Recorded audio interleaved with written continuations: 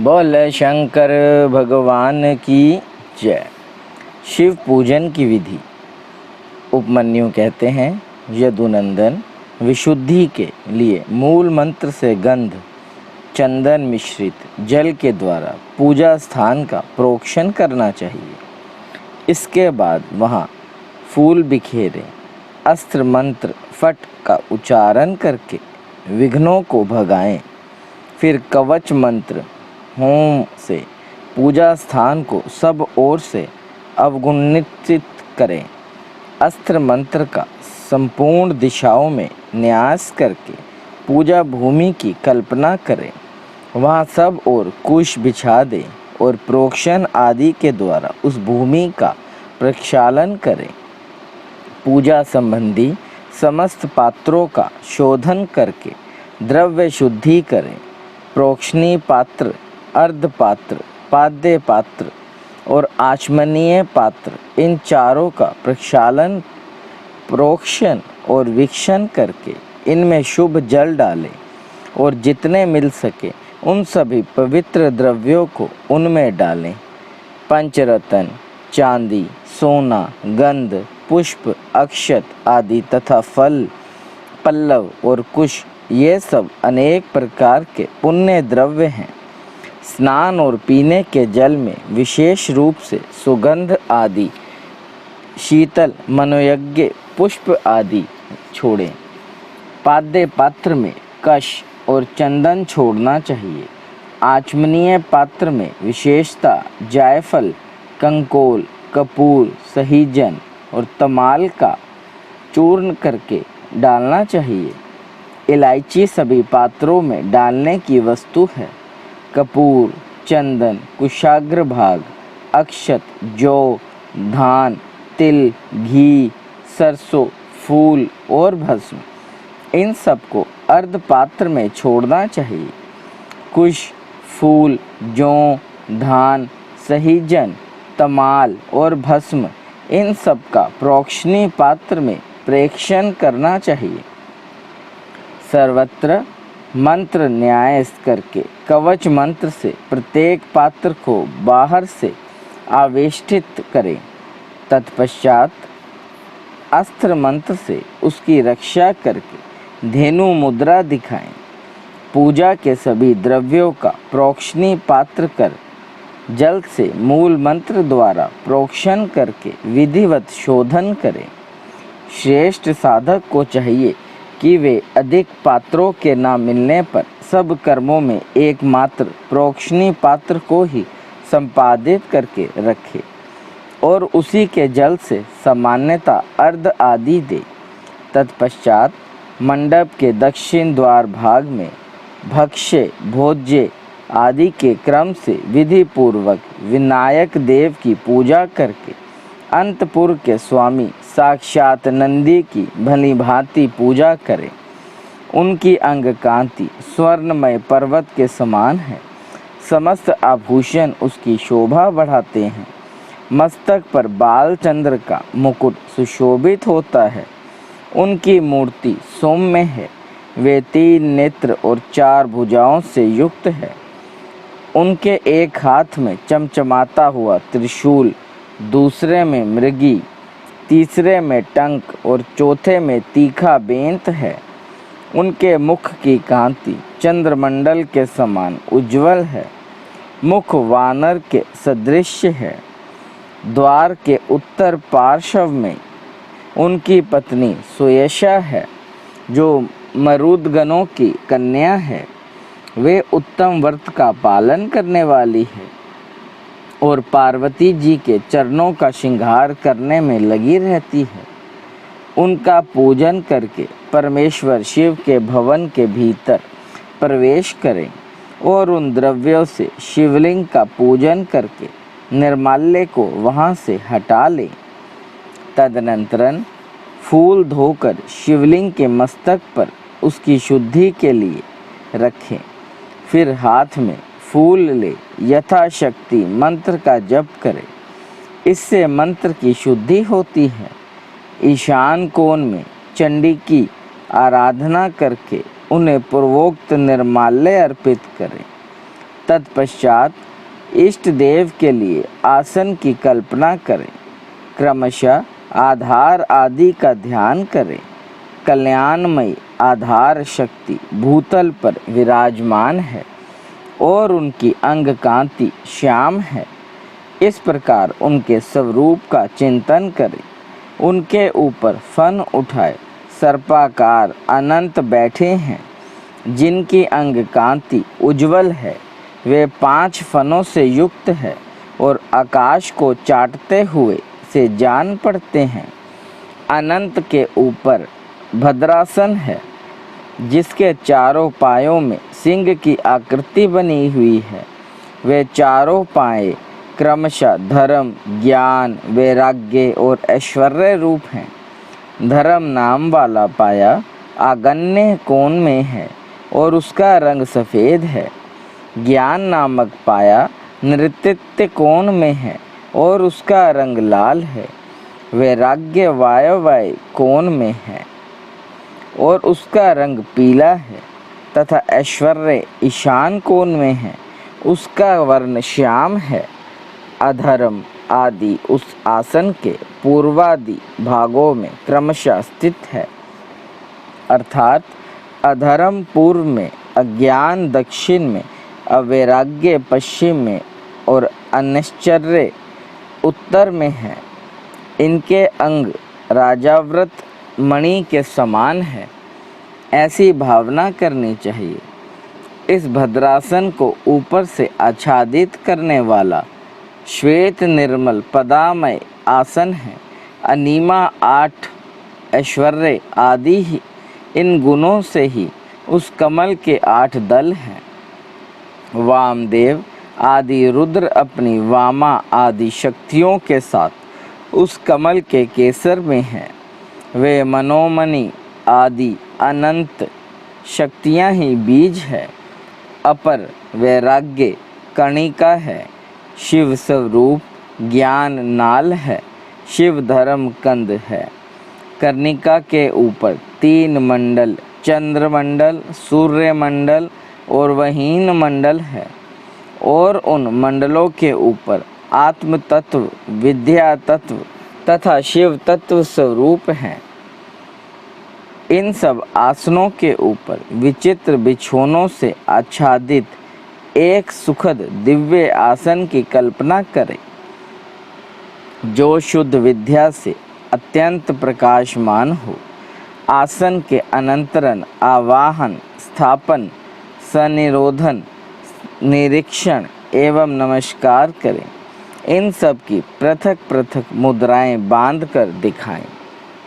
तदनंतरन पाद्य, आचमन, अर्ध, स्नानीय वस्त्र, यज्ञोपवीत, गंध, पुष्प, धूप, दीप, नैवेद्य और तांबूल देकर शिवा और शिव को शयन कराएं अथवा उपयुक्त रूप से आसन और मूर्ति की कल्पना करके मूल मंत्र एवं अन्य ईशानादि ब्रह्म मंत्रों द्वारा सकलीकरण की क्रिया करके देवी पार्वती सहित परम कारण शिव का आवाहन करें।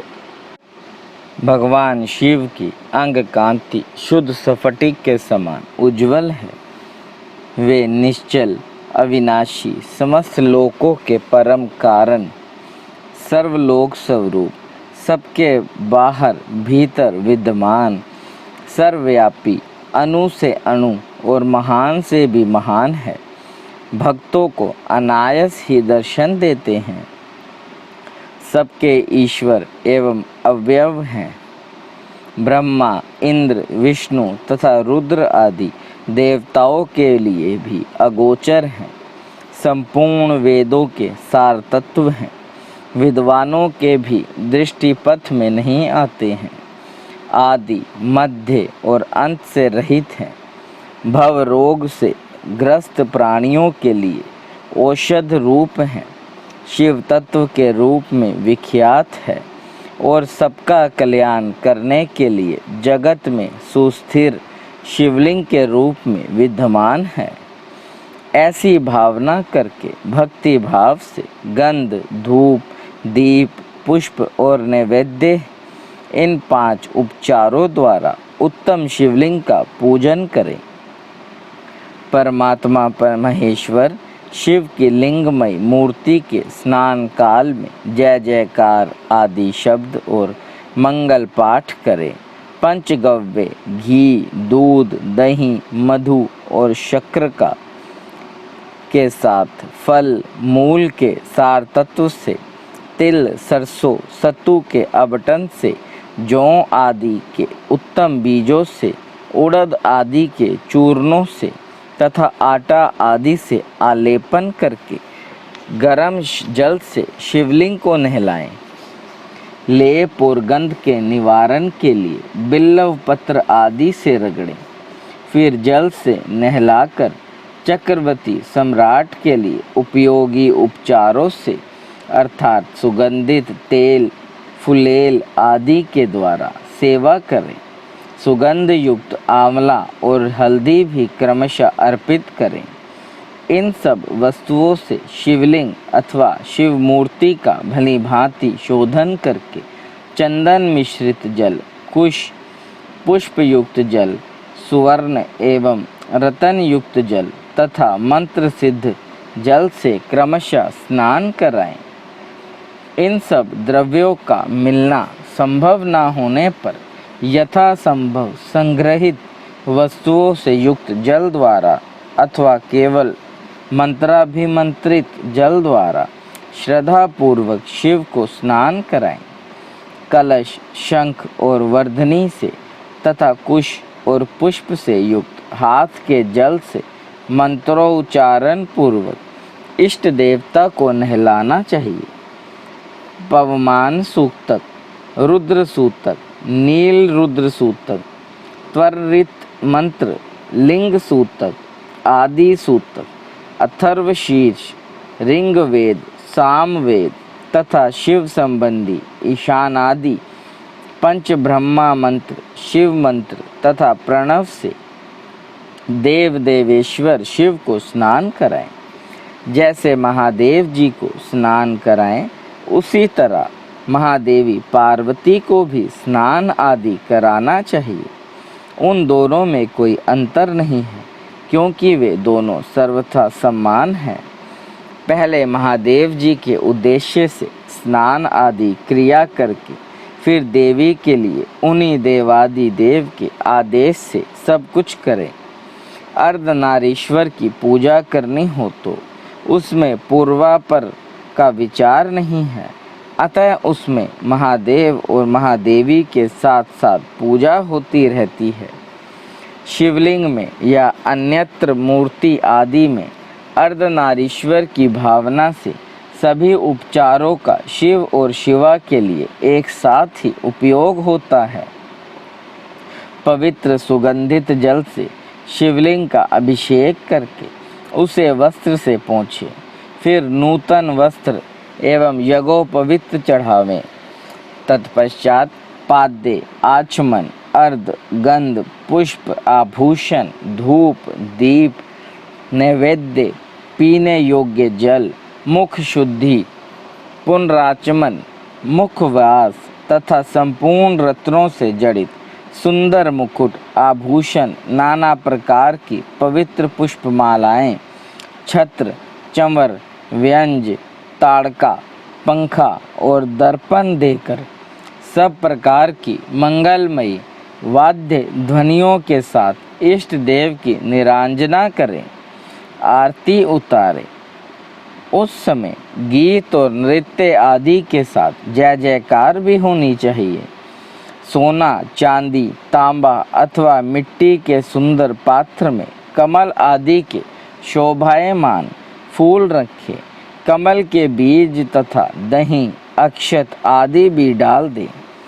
त्रिशूल, शंख, 2 कमल, नंदाव्रत नामक शंख विशेष, सूखे गोबर की आग, श्रीवत्स, स्वतिक, दर्पण, वज्र तथा अग्नि से चिन्हित पात्र में 8 दीपक रखें। वे 8 दिशाओं में रहें और एक नवा दीपक मध्य भाग में रखें। इन नवों दीपकों में वामा आदि नव शक्तियों का पूजन करें।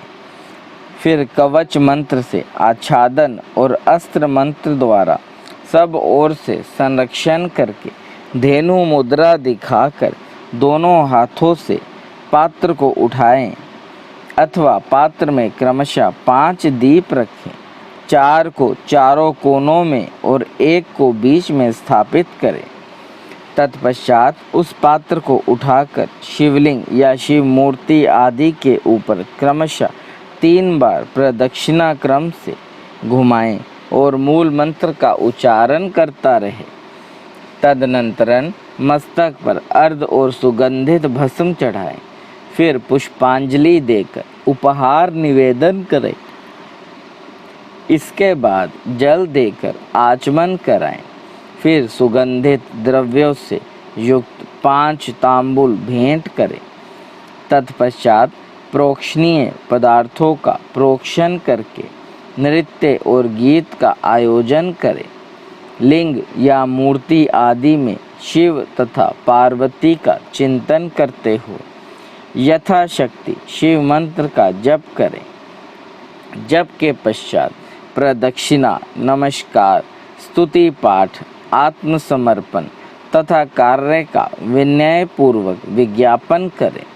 फिर अर्ध और पुष्पांजलि दें। विधिवत मुद्रा बांधकर इष्ट देव से त्रुटियों के लिए क्षमा प्रार्थना करें। तत्पश्चात मूर्ति सहित देवता का विसर्जन करके अपने हृदय में उनका चिंतन करें।